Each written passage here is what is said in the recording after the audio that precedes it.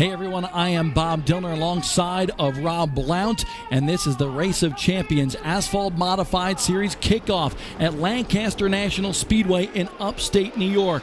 And the front row made up of female driver Amy Catalano in number 64 and up-and-coming superstar number 32 of Tyler Ripkema. Yeah, Tyler Ripkema gets a really good jump there on the outside, and he's able to clear Catalano off of turn 2 and take the lead on the first lap. George Scora, the fast time qualifier in this one, had to start at the rear of the field. Yeah, he had an issue in his heat race pretty much right from the start. Didn't even really get to make a lap in his heat race. He had a lot of work cut out for him on this day. Darrell Lewis on the outside for third. Patrick Emmerling, last year's champion of the ROC Tour, already moving up to second. But Darrell Lewis, that's a really sleek-looking number 10 machine. It's a great-looking number 10 machine, and he puts that nice-looking machine into third place on the outside of Catalano off of turn 2. That's the tough way around this pretty flat racetrack here right by Buffalo, New York. Mike Leedy in the number 25 trying to come through the field as well, trying to work his way to the outside of Amy Catalano. There's a lot of great racing throughout the field. We see Carl Hare in the 59 on the outside of Tommy Catalano in a battle as they go into turn 3. And there's the hot shoe, Chuck Hosfeld. He's won so many times at Lancaster Speedway in that black number 22. He's a guy and always a force to be reckoned with here at this racetrack. Yeah, absolutely. And now he's using the bottom line here. The cool thing about this track, even though it's so flat, there's an outside and an inside groove. Both are pretty strong. And the number 3 of Darren Shear on the outside, the tough way around this racetrack, but he gets a little bit loose and spins in turn 1 to bring out the caution. Yeah, that's a shame for Shearer there in turn 1. It looked like he got a little bit high there into the gray with the right rear, and it just pulled him right around. I like what you did there, a little alliteration. Tyler Ripkema on the restart, able to grab that lead over Patrick Emmerling. But Emmerling, he was the dominant guy at this racetrack last year, having won all of the ROC races. He's very, very strong at this racetrack, but now we've got trouble for Tommy Catalano off of turn 2 as he goes for a spin. So the second caution of the day comes out for Tommy Catalano with his spin off of turn number 2. Patrick Emmerling on the restart. Look at the horsepower come to life. He tries to make the move to the outside of Ripkema, very hard to do in turn number 1. Yeah, Ripkema is just so strong on the inside on that restart. Now Darrell Lewis in the 10 making a bid for second place in the turn 3. Lewis right there. Here comes Mike Leedy on the inside. Amy Catalano in that white and pink car. Right there on the outside of Leedy. Leedy a little bit of a bobble off of turn number 4. Yeah, a little bit loose there for Leedy, the teammate of Patrick Emmerling. Jan Leedy, his dad, a multi-time winner in this part of the country, both on the old NASCAR Wheel and Modified Tour and in independent races as well. But I'm impressed with Amy Catalano. We saw her at New Smyrna Speedway earlier this year. She's having a very good run today at Lancaster. Yeah, Amy right now is carrying the flag for the Catalano clan, as we just saw Tommy have some trouble. She goes to the outside here trying to fight for third on Patrick Emmerling, last year's champion, as you said. So we know that that's a tough person to pass. This is only a 75-lap race to start the season for the ROC Modified Trail. I'm surprised because of that Patrick Emmerling is not on the charge early in this race. He might be playing the tire conservation game right now, but Amy Catalano able to work her way by last year's champion. I think that's exactly what Emmerling is doing right now, because they're not allowed a tire change unless a tire goes flat in this one. Here comes Hosfeld. Hosfeld being able to pick up another position there in turns 3 and 4. So he's another guy a little bit further back than we thought we'd see at this juncture of the race. I think he's running about 6th right now, starting to make his way forward. He's riding right behind Andy Jankowiak, but just picked up a spot there, so we know he's coming.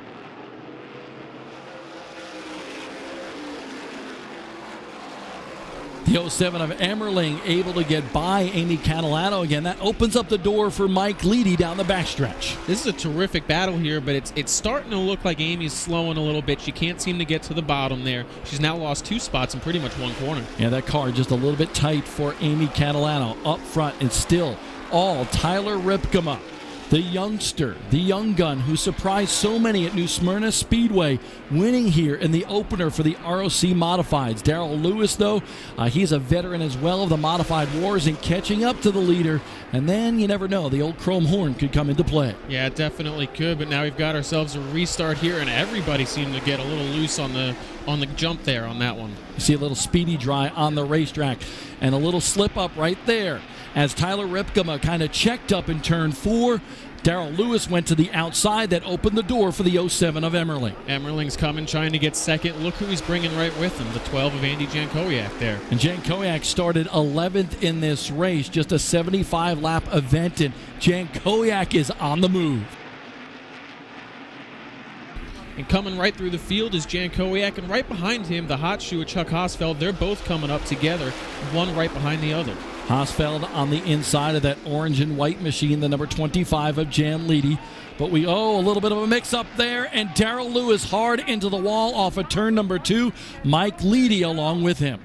That was that could have been big. They just missed that exit gate there coming right out of turn 2. I'm not sure how much damage both of them got on that one. A little slip up on the restart by Tyler Ripkema. This is exactly what the 07 of Patrick Emmerling may need to get the lead. He's got the momentum off of turn number 2. He noses out front of the 32 in turn 3. But Tyler comes fighting right back on him on the inside, and right behind them, Jankowiak runs up Hosfeld a little bit to take over third. Andy Jankowiak just does not care. He'll throw you a Nerf bar in a hurry, and that's exactly what he did to the hot shoe Hosfeld. And because that Hosfeld gets back into him, Hosfeld around Jankowiak for third. And Skora got a little bit of that as well in the 65 there. Just wild racing going on right behind our leaders. But if I know Andy Jankowiak and that family history, he'll be getting to the back bumper if he can of Hosfeld here in a hurry. A little bit of a tire rub right there between Ripkema and Patrick Emmerling. Emmerling to the front of the field.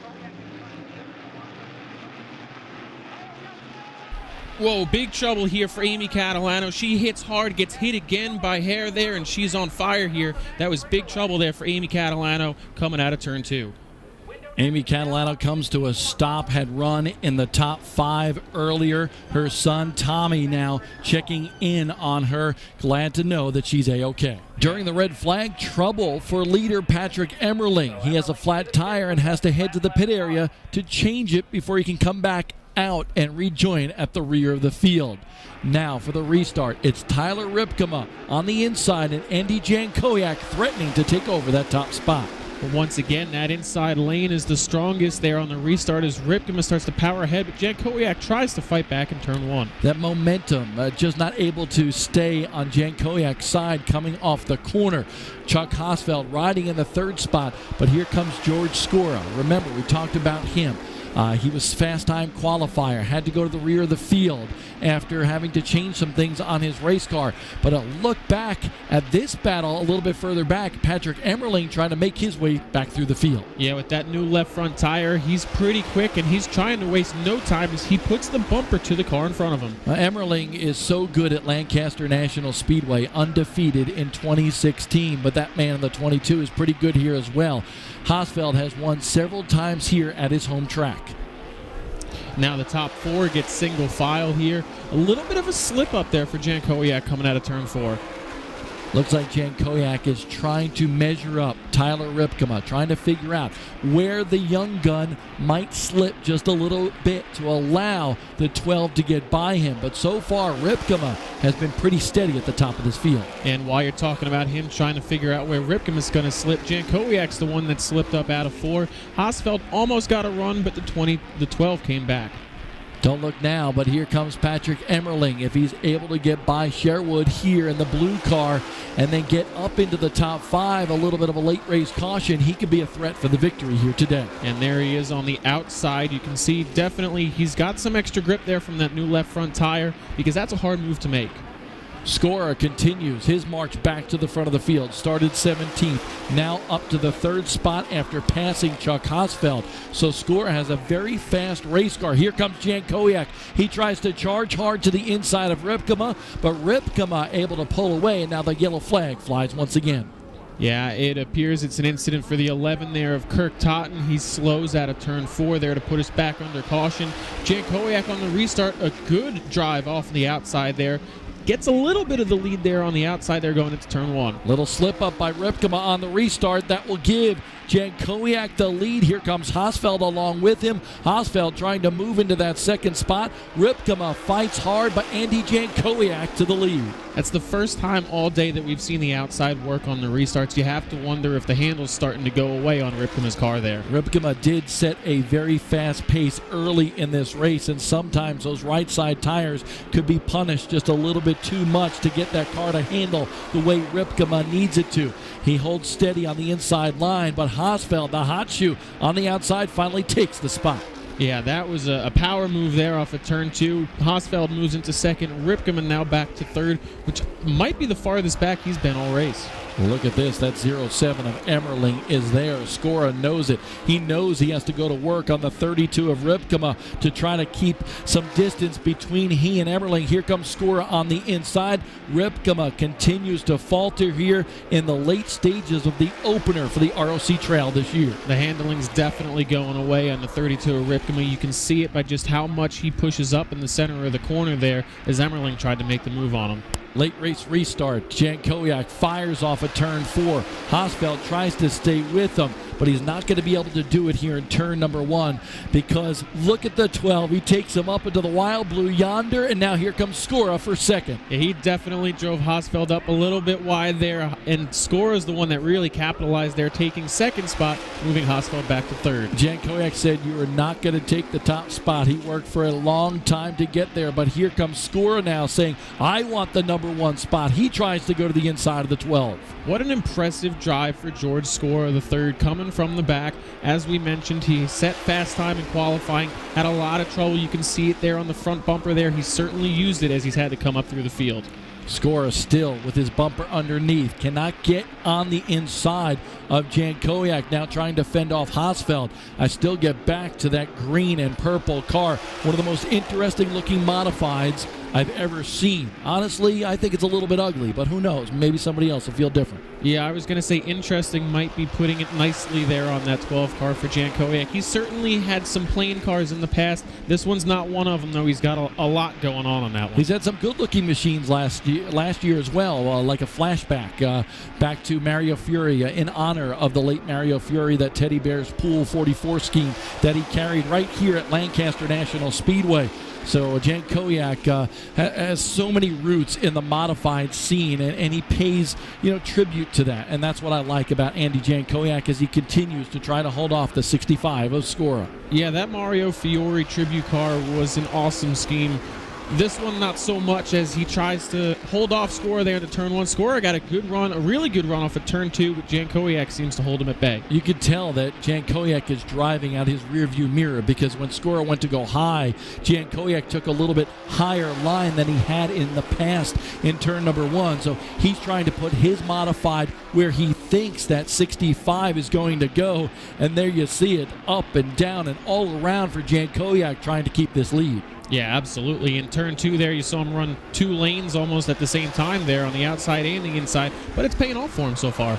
Jankowiak still up front. Second is George Skora. Chuck Hosfeld is in that third spot. Patrick Emmerling has moved up to 4th. So Emmerling on the charge after that flat tire while leading this race.